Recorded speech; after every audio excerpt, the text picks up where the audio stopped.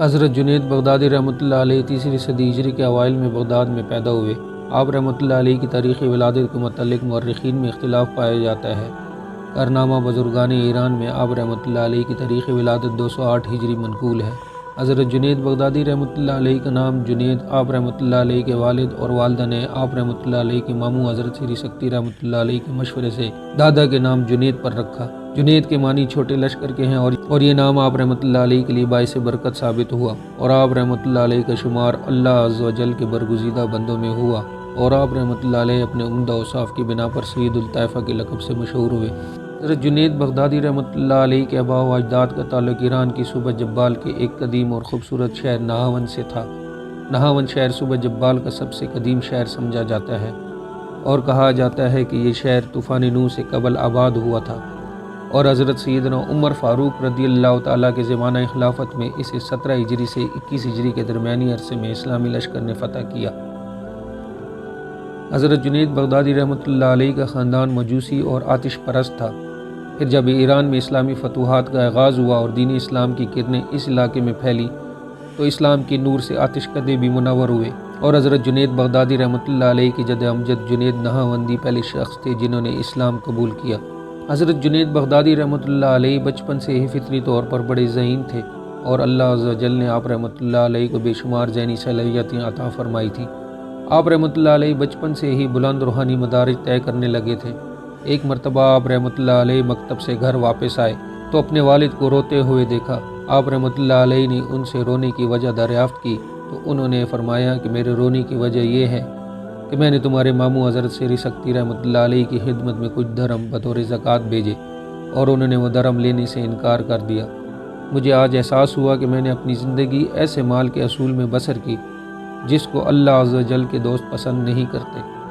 حضرت جنید بغدادی رحمۃ اللہ علیہ نے وہ درم اپنے والد سے لیے اور اپنے ماموں حضرت سری سکتی رحمۃ اللہ علیہ کے پاس پہنچے اور کہا، ماموں جان، اللہ عز و جل کے واسطے آپ رحمۃ اللہ علیہ ان درم کو قبول کر لیں، اور وہ اللہ عز و جل جس نے آپ رحمۃ اللہ علیہ کو بزرگی اور فضیلت عطا فرمائی اور میرے باپ کو عدل کی توفیق دی، میں اس کا واسطہ آپ رحمۃ اللہ علیہ کو دیتا ہوں۔ حضرت سری سکتی رحمۃ اللہ علیہ نے فرمایا، اچھا بتاؤ، اللہ عز و جل نے مجھے کون سی فضیلت اور تمہارے باپ کو کون سا عدل عطا فرمایا؟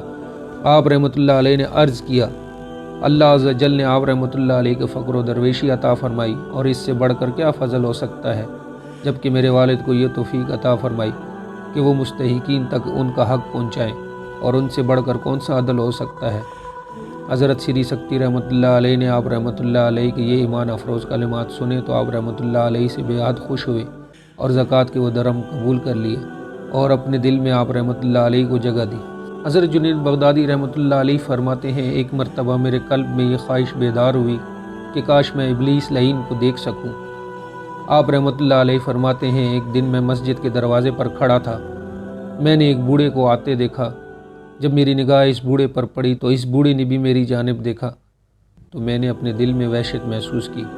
جب وہ میرے نزدیک آیا تو میں نے اس سے دریافت کیا کہ تم کون ہو، اور جب میں نے تمہیں دیکھا تو عجیب قسم کی وحشت محسوس کی، اور تیری نوست کا اثر میرے قلب پر ہوا۔ وہ بوڑھا شخص بولا، میں وہی ہوں جس کو دیکھنے کی خواہش آپ رحمۃ اللہ علیہ نے کی تھی۔ آپ رحمۃ اللہ علیہ فرماتے ہیں، میں اس کی بات سن کر سمجھ گیا کہ یہ ابلیس لعین ہے۔ میں نے اس سے کہا، اے بدبخت، تجھے کس بات نے حضرت آدم علیہ السلام کو سجدہ کرنے سے روکا تھا؟ اس نے جواباً کہا، اے جنید رحمۃ اللہ علیہ، تم جیسے موحد کے قلب میں یہ خیال کیسے جاں گزی ہوا کہ میں اللہ عز و جل کے سوا کسی اور کو سجدہ کرتا؟ آپ رحمۃ اللہ علیہ فرماتے ہیں، میں ابلیس لعین کی بات سن کر حیران ہو گیا، اور اس کے جواب نے مجھے لاجواب کر دیا، اور مجھے اس بات کا کوئی جواب سمجھ نہ آیا۔ قریب تھا کہ میرا ایمان متزلزل ہوتا۔